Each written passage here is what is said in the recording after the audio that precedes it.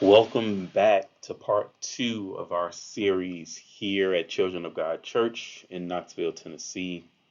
The month of February, Black History Month 2023. This series is constructed and delivered by Dr. Beau, DJ Gaitors. Today we're entering a focus on freedom during slavery, and the discussion will be about resistance, primarily looking at runaways, rebellions, and revolutions throughout the Americas, and providing a brief and general overview of what takes place. Hopefully, this provides an opportunity for you to conduct further research or to ask more questions about what it meant to be free during slavery and what did the conception of freedom mean during slavery. I look forward to sharing this information. All right, let's roll.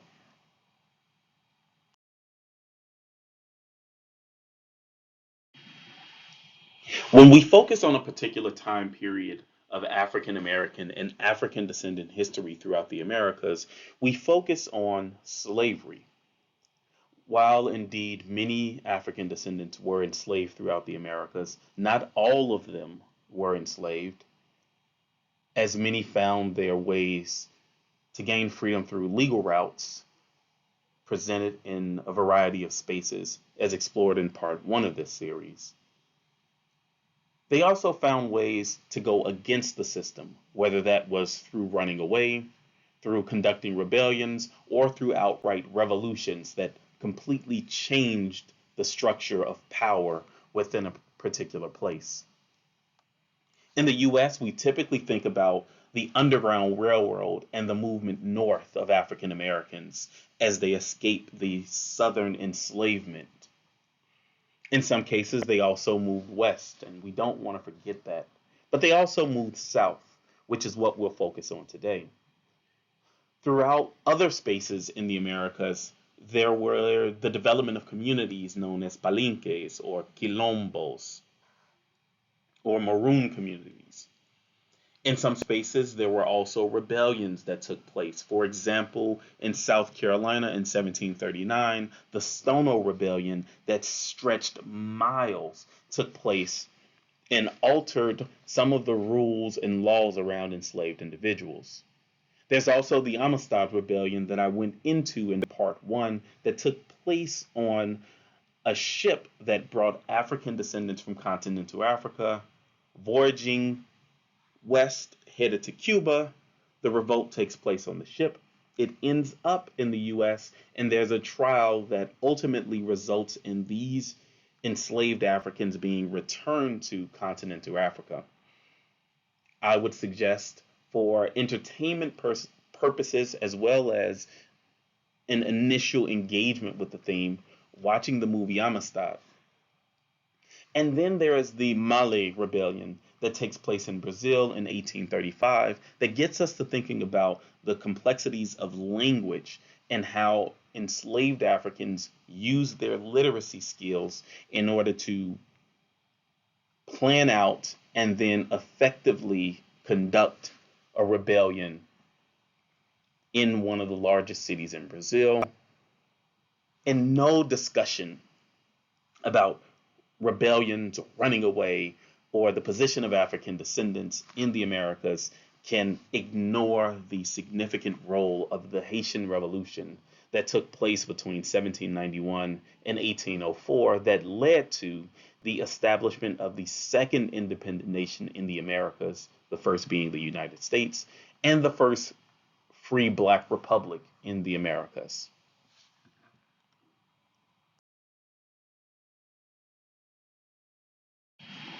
Many of these individuals who ran away from slavery would create what were known as maroon communities in English, or marron in French, or cimarron in Spanish. They're first used to describe cattle in the 1530s, but it becomes a moniker for enslaved Africans who run away to spaces and hide out and create their own communities. These communities are seen throughout the Americas, especially in mountainous regions, whether we talk about spaces in Brazil, but also in spaces like the Blue Mountains in Jamaica. Maroons and maroon societies reflect how people broke away from the system of enslavement in order to find freedom. And in finding that freedom, they also established communities that were developed during a particular period but had long standing relevance.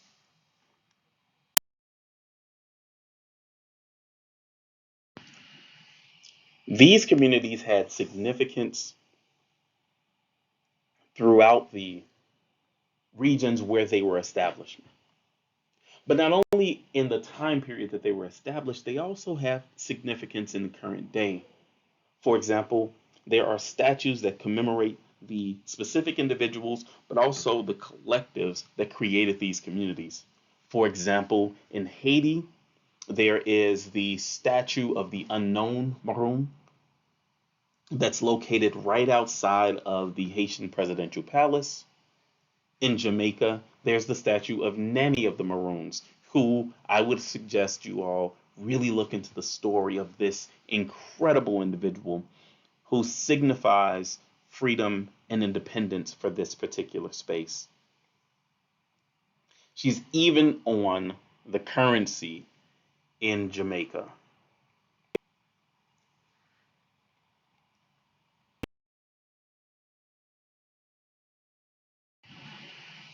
While we think about maroon communities as active spaces of individuals running away, we also should be thinking about how the US has these spaces of individuals who ran away. For the US, we typically think about the Underground Railroad and the route north that various individuals took as they led themselves or were led to spaces throughout the northern states as well as into Canada. But the Underground Railroad also moved west into territories that were formerly controlled by Mexico or into what would later become US territories after 1848. But the Underground Railroad also went south. Many enslaved Africans and African descendants ventured into Mexico after the abolition of slavery in Mexico took place in 1829, and they established communities throughout Mexico in connection with the already established African descendant communities there. African Americans also fled south to Florida when it was controlled by the Spanish.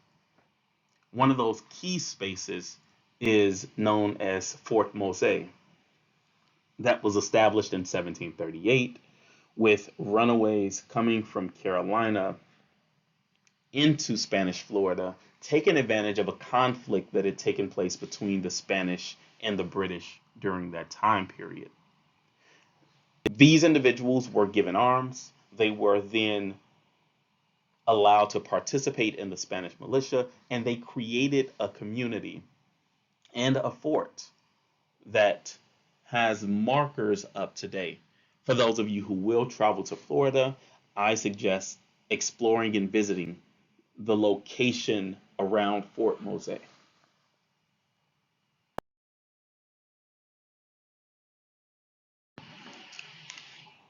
As we think about Nanny of the Maroons or the runaways that fled to different places throughout the US, there are countless examples throughout the Americas of runaways and runaway communities. For example, in Mexico, as mentioned before, runaway communities were known as cimarrones in the Spanish language. One example is Yanga, that's developed in the 1600s in Mexico, that actually gets recognition and is established as a recognized community by the Spanish government. In Colombia, there are palenques, for example, San Basilio de Palenque, that still exists to this day. And then in Brazil, one key example is Quilombo dos Palmares. To be clear, thousands of enslaved individuals ran away and created communities. These communities caused fear for colonial authorities, as they were often near plantations or close to urban areas. And what ends up taking place is that colonial authorities sign treaties with these runaway communities. So it also shows that they were politically savvy in establishing their own spaces. In these treaties, some colonial authorities attempted to make clear that they did not want these communities to accept other people running away. However, that did take place in countless places. These runaway communities reflected the possibility of escaping enslavement when that was not available through the legalized routes.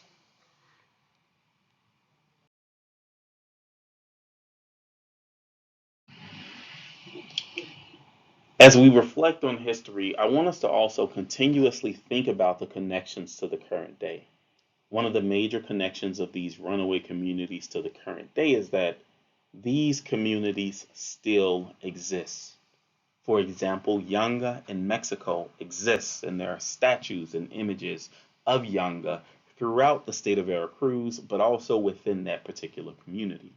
San Basilio de Palenque in Colombia still exists to this day. What's happened with many of these communities, especially in the 1900s, is contested issues with governments that wanted to control their land. They're also struggling to maintain their history, which is being reinforced today. So, although there are struggling with maintaining their history, there are different ways that they have maintained it and promoted it, as well as promoting the successful escape that their ancestors were able to partake.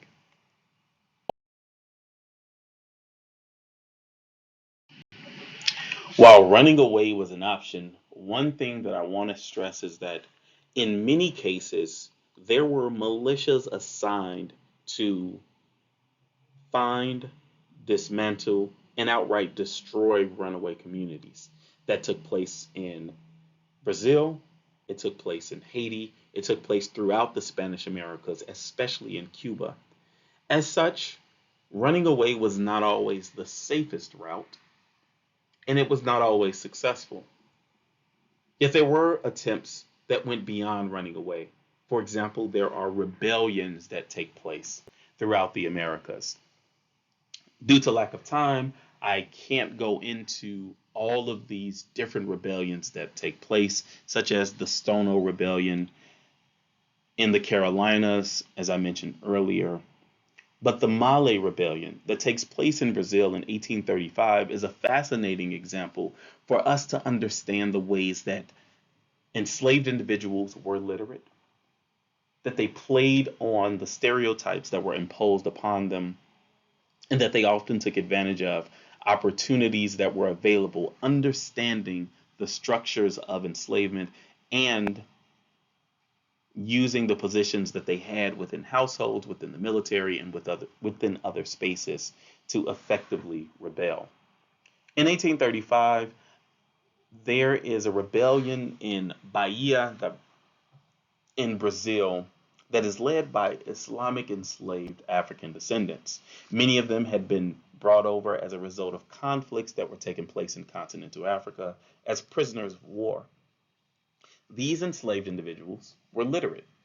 They spoke, read, and wrote in Arabic.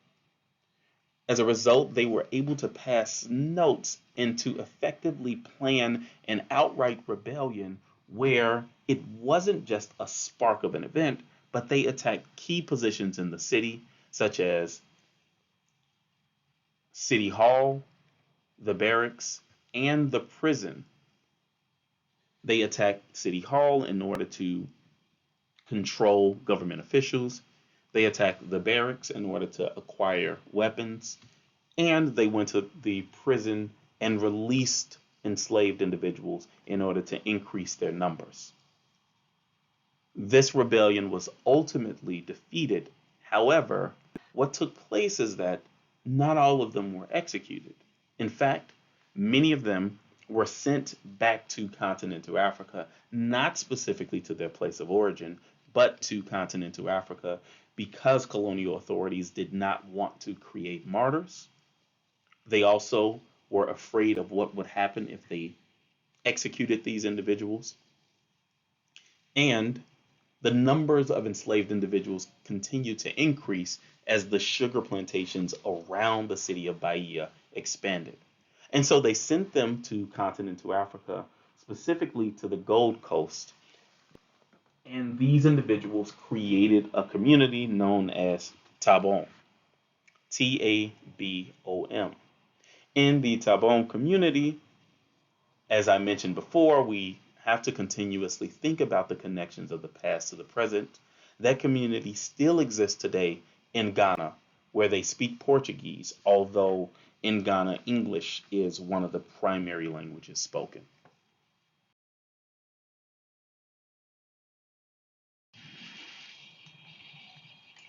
While revolts and rebellions take place throughout the Americas, we can't forget about the significant space that the Haitian Revolution plays in acts of resistance to enslavement, especially with its ultimate result.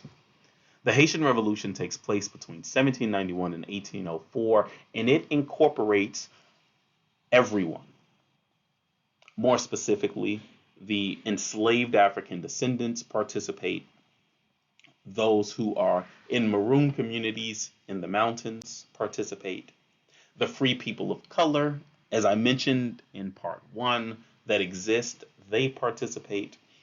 And the French that are on the island play a role.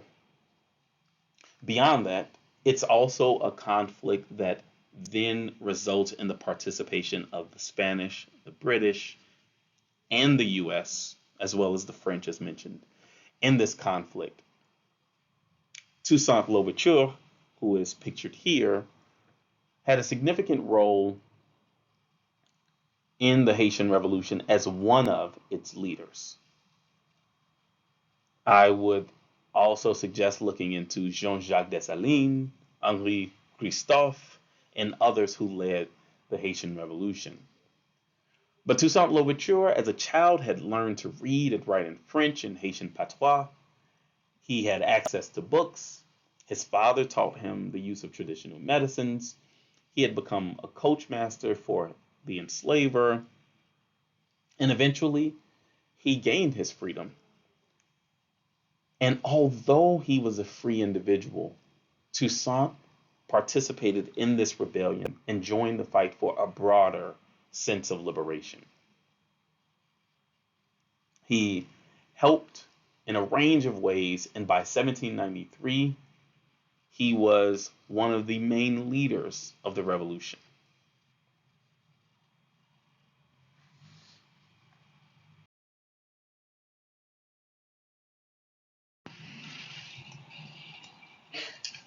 As I mentioned, the Haitian Revolution is connected to Spain and other imperial powers during this time period. Yet, one thing to make clear is that Haiti is not a standalone island. In fact, Haiti is one part of an island that consists of currently two nations, Haiti on the western side and the Dominican Republic, or DR, in the east. Haiti had been a major producer of sugar and indeed was known as the Pearl of the Antilles, the largest wealth producer for the French during this period of time. And so when Toussaint Louverture takes over, Toussaint, Henri Christophe, and Jean-Jacques Dessalines, once they take over, there's a movement east to control the entire island. And so, in January of 1801, Toussaint moves in and takes over the eastern portion, and he publishes a new constitution that abolishes slavery on the entire island. This is one of the first moves for the complete abolition of enslavement, or the complete eradication, or the complete end of slavery in one space. And so Haiti becomes a beacon of freedom in this way. This constitution is proposed, but the Haitian Revolution does not end in 1801.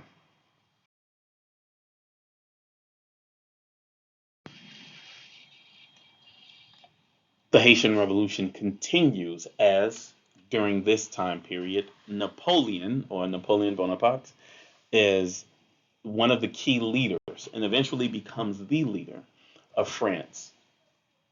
And just think about it. He's the leader of France. What does that mean? Why is Haiti important? Primarily, Haiti is important because it is a wealth producer. But Haiti's also one of the French's strongholds in key spaces of access to the rest of the Americas.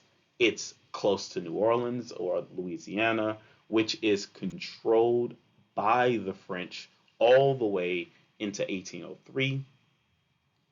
And it also grants them access to spaces that the Spanish control and the US. What happens is that Napoleon then sends a message to Toussaint Louverture with the idea that they would be able to come to an understanding. Toussaint Louverture gets the message, he boards a ship, and once he boards the ship with the hope of having a diplomatic relationship, he's actually arrested and deported to France, where he's imprisoned and eventually passes away in prison.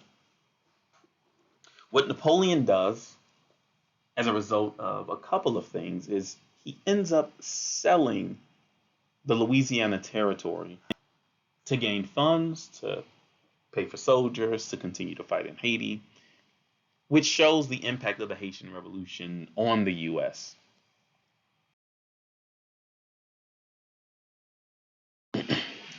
After Toussaint Louverture is captured and is imprisoned, Jean-Jacques Dessalines takes his place. Now, Jean-Jacques Dessalines was an enslaved individual who had been brutally treated under enslavement. They fight, and he successfully, with others, helped to gain the independence of Haiti from France, and they sign a treaty on January 1st, 1804, which is still celebrated by Haitians in Haiti and throughout the world as their what they call Flag Day.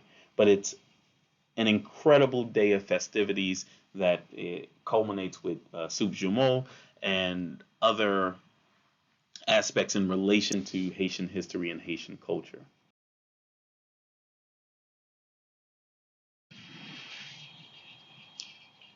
While the Haitian Revolution is significant for Haiti, it has a major impact on the US.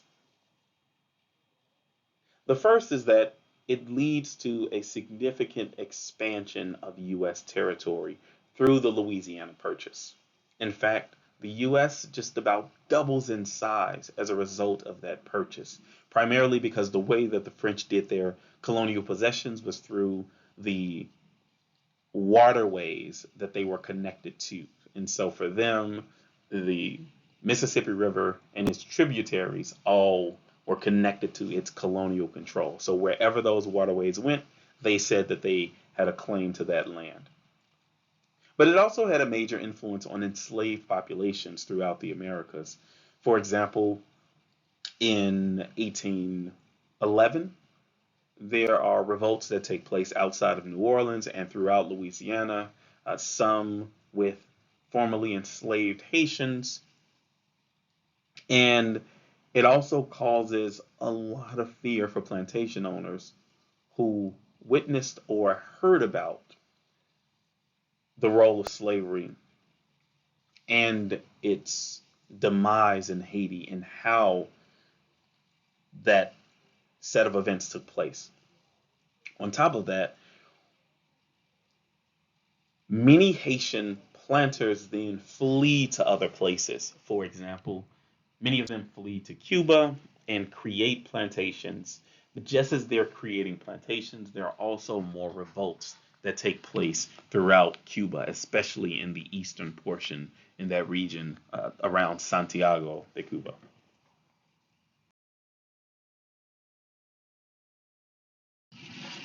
But back to the US. I mentioned that as a result of the Haitian Revolution, there is a sale of the Louisiana Territory that's known as the Louisiana Purchase.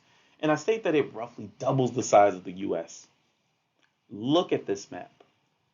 This is the extent of the territory that the US gains through the sale of the Louisiana Territory.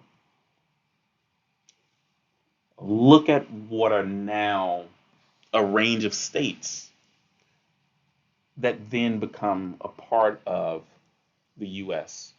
So the Haitian Revolution is not only significant for Haitians who gain their freedom, it's not only significant for those who take their enslaved individuals and move to other places, it's also significant for the United States and its expansion as a nation. And you can see that the rest of this is listed as the rest of the area to the west is listed as Spanish territory. In 1803, it is Spanish territory. When Mexico gains its independence officially in 1821, all of that up to the Oregon Territory becomes Mexican territory. So that region of Texas that you see, but also Arizona, Nevada, Colorado, and California, those spaces are a part of Mexico at that time, which is something to think about as well. As I mentioned before, Mexico abolishes slavery in 1829. And so the abolition of slavery in 1829 meant that those regions were free territories until the US gains control of that region after a war with Mexico ends in 1848. But that's a topic for another day.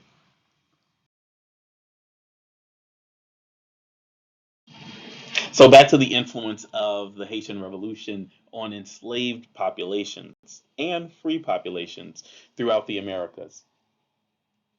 There is a series in a collection of newspapers known today as David Walker's Appeal that starts in Boston, but it begins with references to Haiti and how it is an example for African Americans to gain their own space, their independence, and their freedom.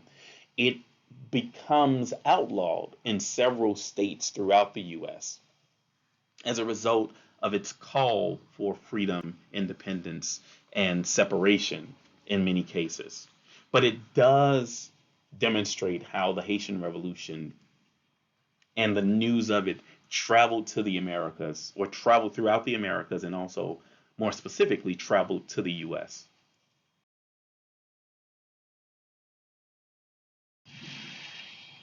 While the Haitian Revolution had all of these significant impacts, there were also critical responses by the US, France, Britain, Spain to suppress Haiti and its revolution. Remember, this is a time where slavery exists, and many of these countries gain financial abundance as a result of enslavement. And so, this idea of freedom during slavery is counter to what they want. And so, they start with diplomatic isolation, meaning that they don't trade with Haiti. Haiti is one of the biggest producers of sugar, and its income had come from sugar during this time. And so they enforce trade embargoes, or they specifically create bans to stop trade, to try to create economic stagnation, or more clearly put, to make sure that Haiti can't make money at this time. They place ships outside of Haiti, and the French continuously threaten that they will reinvade Haiti.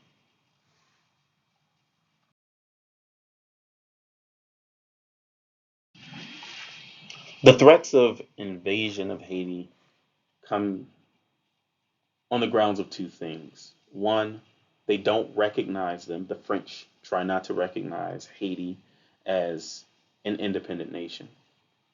And so they feel that they can treat them anyway. But they also say that now that the French are no longer in control, that Haiti needs to pay France for the property that it lost. So take a minute. Think about what property they might have wanted reimbursement for or debt paid for. The land, for sure, the houses that were destroyed, the plantations, right? But also the people, the formerly enslaved, which shows one of the complexities of gaining freedom and then having to pay for that freedom.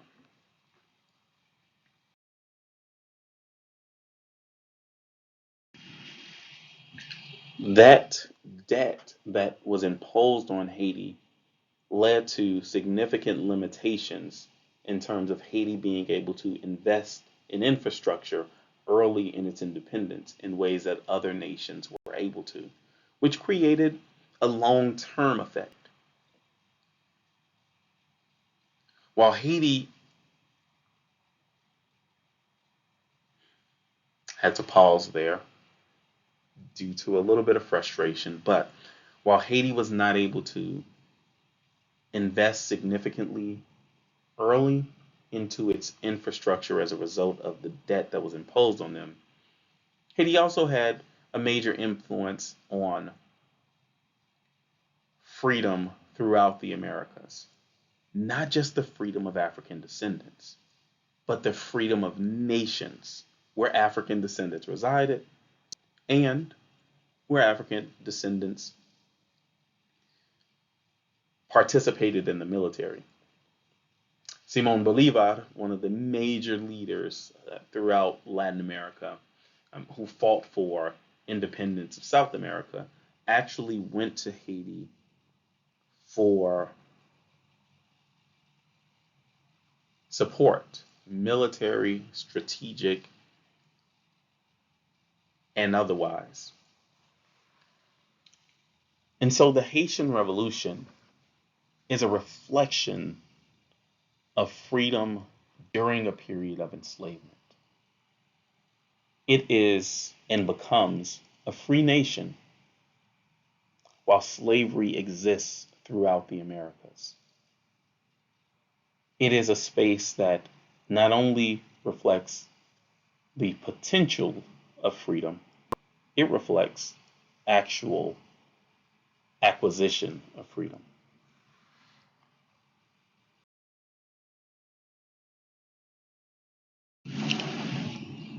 Thank you for taking the time to listen to part two of this series on freedom during slavery that focused on runaways, rebellions, and revolts throughout the Americas.